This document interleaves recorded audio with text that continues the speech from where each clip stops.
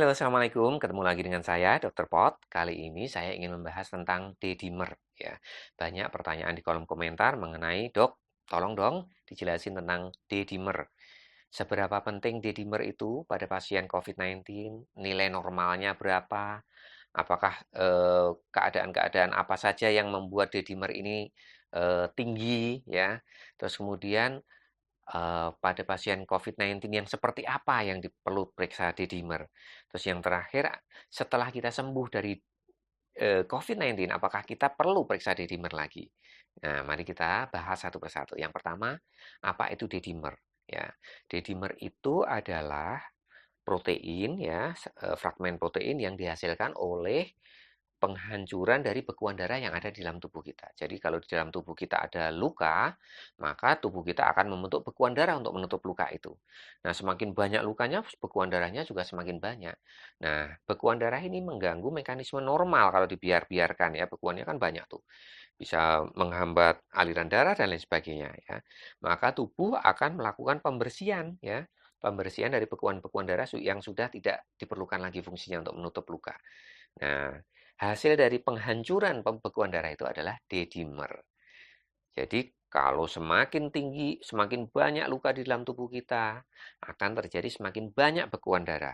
Semakin banyak bekuan darah di dalam tubuh kita, D-dimer kita akan semakin tinggi. Seperti itu.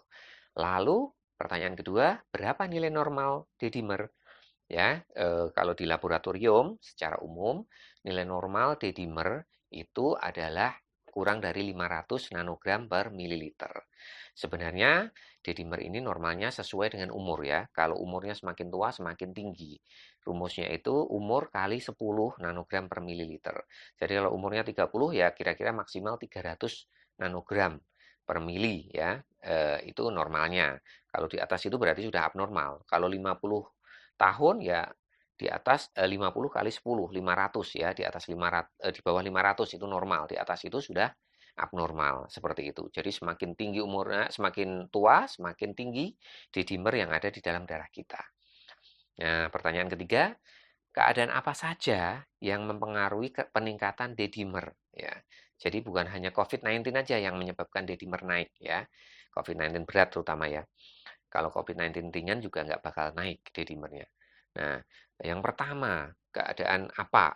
Yang pertama, usia ya. Usia semakin tua, tadi sudah saya jelaskan bahwa semakin tua usianya, itu D-dimer kita akan semakin meningkat.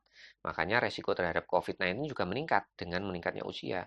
Orang yang usianya 60 tahun resikonya lebih besar mendapatkan COVID yang berat dibandingkan umur 30 tahun atau 40 tahun dan seterusnya seperti itu. Terus yang kedua, setelah umur ya, yang kedua adalah pada orang yang wanita hamil. Wanita hamil juga D-dimernya juga naik tinggi ya, ya lumayan tinggi. Jadi makanya kehamilan ini dimasukkan salah satu faktor resiko terhadap COVID-19 yang berat. Jadi kita kalau ada yang hamil di rumah kita, kita harus hati-hati, harus melindunginya ya, supaya tidak terkena COVID-19 karena resikonya lebih tinggi dibandingkan orang yang tidak hamil. Yang ketiga, kanker. Misalnya penyakit kronis yang lain juga akan meningkat D-dimernya. Misalnya penyakit ginjal, gagal ginjal, penyakit jantung, hipertensi, diabetes, kemudian penyakit apa namanya trauma ya, orang yang habis kecelakaan berat itu juga D-dimernya juga naik karena banyak luka, banyak bekuan darah juga di dalam tubuhnya ya. Orang yang penyakit hati, penyakit jantung dan lain sebagainya itu juga naik. Jadi mereka semua ini yang orang-orang yang saya sebutkan itu resikonya terhadap COVID juga meningkat karena D-dimernya sendiri sudah meningkat dan COVID-19 juga akan meningkatkan D-dimer kalau dia berat ya. Terus kemudian apa sih pentingnya COVID-19 D-dimer pada COVID-19? Jadi COVID-19 ini ya selain dia menginfeksi saluran nafas, dia juga menginfeksi paru-paru ya, menginfeksi paru-paru sehingga bisa menimbulkan pneumonia pada COVID yang sedang hingga berat ya. Nah, pada di paru-paru dia menghasilkan peradangan dan luka-luka di pembuluh darah kapiler paru-paru yang banyak ya. Jumlahnya jutaan atau bahkan miliaran luka-luka kecil ya. Dan itu menghasilkan bekuan darah untuk menutup luka itu. Dan setelah itu, kalau bekuannya banyak, dia harus dihancurkan oleh tubuh untuk membuka kembali saluran pembuluh darah ya. Dan produknya hasilnya adalah D-dimer. Jadi D-dimer ini penting ya. Pada banyak penelitian menunjukkan bahwa D-dimer kurang dari 500 atau pada D-dimer yang normal itu hampir 100% pasiennya itu mengalami selamat ya, selamat. Jadi tidak mengalami kematian.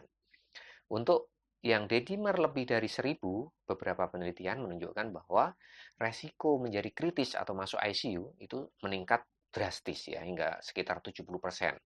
Terus kemudian yang di atas 2000 ya, pada saat masuk ke rumah sakit itu kalau D-dimernya sudah lebih dari 2000 itu resiko kematiannya sangat tinggi ya. Jadi lalu kapan dok kita perlu periksa D-dimer ini? Apakah semua pasien COVID memerlukannya? Tidak ya. Jadi pasien yang tidak mengalami gejala, pasien COVID yang tanpa gejala dan pasien COVID yang mengalami gejala ringan, ya batuknya ringan, pilek-pilek ringan, demamnya juga ringan, yaitu nggak perlu dilakukan pemeriksaan D-dimer. Yang sudah perlu dilakukan pemeriksaan D-dimer adalah minimal pasien yang mengalami gejala sedang. Gejala sedang itu seperti apa? Bedanya dengan gejala ringan seperti apa ya? Gejala berat apalagi ya, itu wajib diperiksa D-dimer. Pada keadaan sedang, apalagi punya faktor resiko, itu wajib sebaiknya diperiksa D-dimer. Salah satu tanda sedang misalnya nih, kita lihat dari batuknya dulu. Batuknya kalau ringan itu ya ringan saja ya. Kalau sedang ini itu batuknya sudah dari pneumonia ya. Karena kalau ringan itu COVID-nya hanya sampai di saluran nafas atas saja ya, nggak sampai masuk ke paru-paru dalam ya. Kalau sudah sedang itu sudah terjadi pneumonia ya, artinya sudah terjadi peradangan di paru-paru. Nah kalau sudah terjadi pneumonia itu batuknya biasanya lebih intens ya. Dalam 1 jam itu bisa beberapa kali mengalami episode batuk ya, batuk-batuk ya. Kalau ringan itu biasanya hilang timbul cuma pada saat-saat tertentu saja ya. Kalau sedang ini dia lebih sering ya, lebih dalam, bahkan kadang-kadang disertai nyeri ketika batuk ya. Terus kemudian yaitu tadi batuknya dalam 1 jam bisa beberapa kali episode. Kemudian yang kedua dari demamnya ya. Pada yang sedang itu demamnya biasanya lebih tinggi daripada yang ringan. Demamnya di atas 37,8 ya, dan bahkan bisa di atas 38 atau 39. Itu kemungkinan kita mengalami gejala sedang. Ini mungkin kita perlu mempertimbangkan untuk periksa D-dimer atau dirawat di rumah sakit ya, biar kita mendapatkan pemeriksaan yang lengkap. Kemudian yang ketiga itu dari sesak nafasnya ya. Pada gejala ringan biasanya nggak ada sesak nafas. Pada sedang ini biasanya terjadi sesak nafas ketika kita melakukan aktivitas. Bahkan aktivitas yang ringan pun bisa menimbulkan sesak nafas. Ya. Nanti kalau berat itu nggak beraktivitas pun sudah sesak nafas, itu berat ya. Tapi kalau yang sedang ini kalau kita beraktivitas kita sesak nafas. Ketika kita istirahat sesak nafasnya hilang. Nah, seperti itu. Terus yang keempat itu ada gejala-gejala tambahan lain.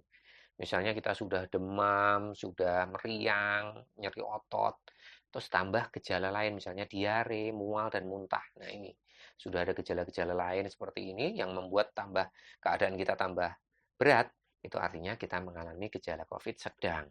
Nah, keadaan seperti ini kita juga harus waspada.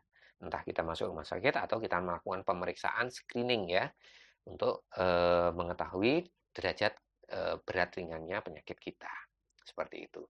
Terus yang pertanyaan terakhir, apakah pasien yang sudah dinyatakan sembuh perlu pemeriksaan D-dimer lagi? Ya, hingga saat ini belum ada rekomendasi dari WHO, CDC, Kemenkes, ya, dari Persatuan Dokter Spesialis Paru, Persatuan Spesialis Penyakit Dalam dan lain sebagainya belum ada bahwa orang yang sudah dinyatakan sembuh, gejalanya membaik, sudah dinyatakan negatif, perlu periksa D-dimer itu belum ada. Tapi kita tetap harus waspada ya. Untuk yang COVID yang berat yang biasanya dirawat di rumah sakit, dirawat di ICU ya itu akan disarankan oleh dokter yang merawatnya, dokter penanggung jawabnya. Kita tinggal mengikuti saja ya. Kalau diminta kontrol ya lakukan kontrol. Kemungkinan nanti akan dicek ulang ya. Tapi untuk yang lain, yang pasien ringan, pasien yang tanpa gejala atau sedang tapi sudah sembuh, tidak ada gejalanya sudah benar-benar ringan, ya tidak perlu melakukan pemeriksaan D-dimer lagi. Oke ya, semoga informasi singkat ini bermanfaat. Terima kasih. Assalamualaikum warahmatullahi wabarakatuh.